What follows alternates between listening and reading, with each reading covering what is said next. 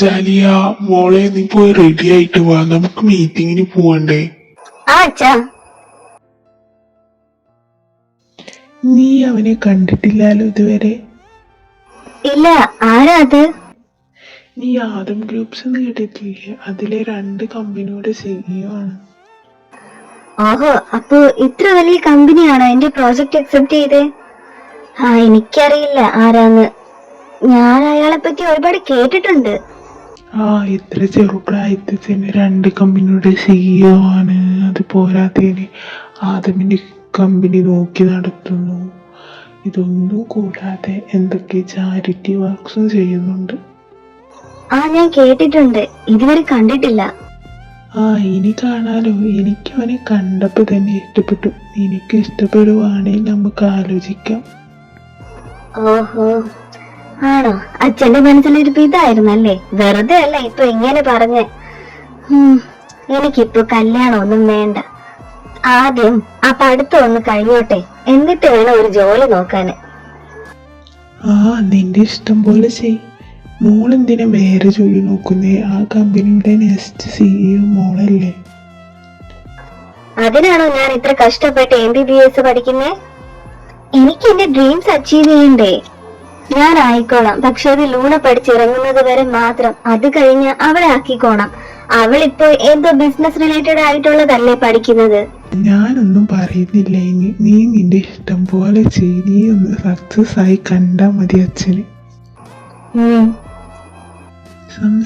സംസാരിച്ച് സമയം പോയത് അറിഞ്ഞില്ല. കമ്പനി എത്തിയില്ലോ. നീ ഇവിടെ ഇറങ്ങിക്കോ, ഞാൻ പാർക്ക് ചെയ്തിട്ട് വരാം.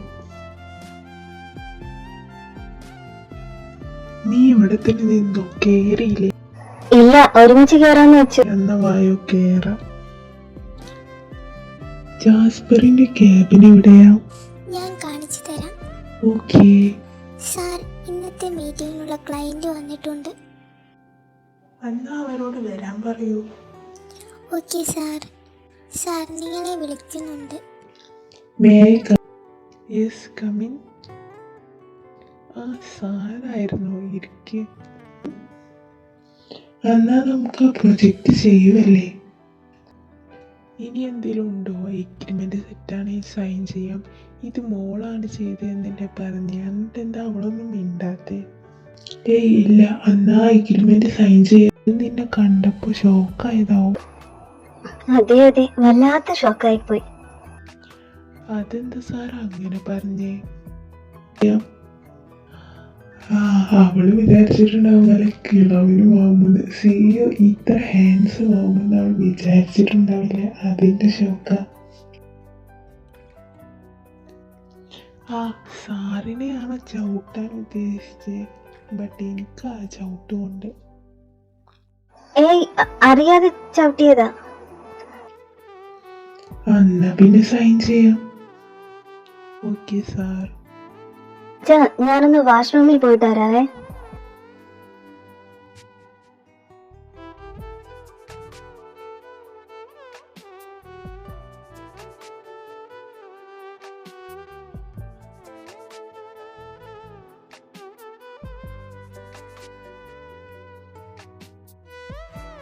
എന്താടി ഒരു മൈൻഡില്ലാതെ? ഞാനിവിടെ ഉണ്ടാവുമെന്ന് ഒട്ടും പ്രതീക്ഷിച്ചിട്ടുണ്ടാവില്ലേ?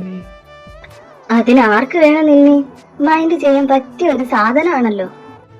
നിനക്ക് കുറച്ച് കൂടുന്നുണ്ട്. നിനക്കെന്താ? എനിക്കല്ലേ കൂടുന്നേ, ഞാൻ സൂക്ഷിച്ചോളാം.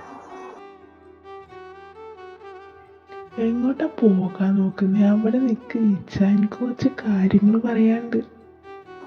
ഇച്ചായനോ? അത് നീ വല്ലതും പറയാനുണ്ടെങ്കിൽ ഒറ്റയ്ക്ക് നിന്ന് അങ്ങ് പറഞ്ഞോ. പിന്നെ കെട്ടാൻ പോണ ആള് നീ എന്നാ വിളിക്കും? അതിന് നിന്നെ ഞാൻ കെട്ടിയാലല്ലേ? നീ കെട്ടുമല്ലോ എന്നെ. ഞാൻ ചത്താലും നിന്നെ കെട്ടില്ല. നൈറ്റ് നടന്നതെല്ലാം ഓർമ്മയുണ്ടല്ലോ എന്റെ പൊന്നു മോൾക്ക്. ഇല്ല, എന്തേ? അന്ന് ഒന്നുകൂടി ഓർമ്മിപ്പിച്ചു തരാം.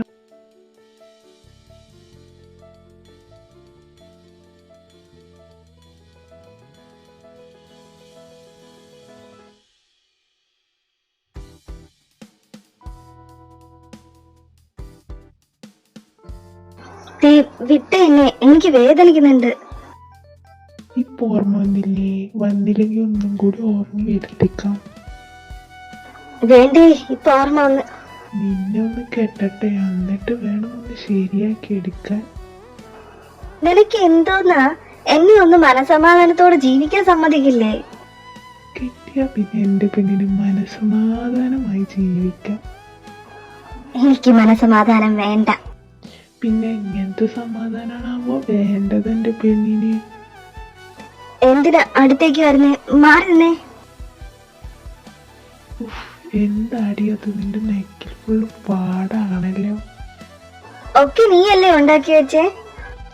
കാണാൻ നല്ല ഭംഗിയുണ്ട്, കുറച്ചുകൂടി ഉണ്ടാക്കാം. വേണ്ട പ്ലീസ്, എന്നെ വിട്ട്, എനിക്ക് ഒട്ടും വയ്യ.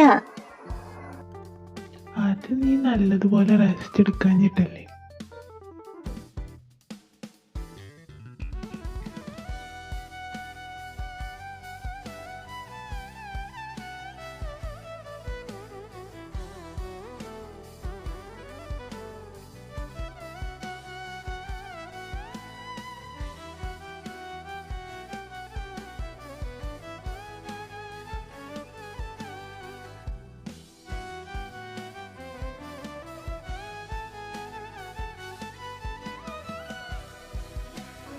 എന്നെ വിട്ടേ. മോളെ മോളെ നീ എവിടെയാ? ആ അച്ഛാ, ഇതാ വരുന്നു. എന്നെ വിട്ടേ. ഓ വിട്ടു, ഇനി അതിന് കിടന്ന് തിളക്കണ്ട.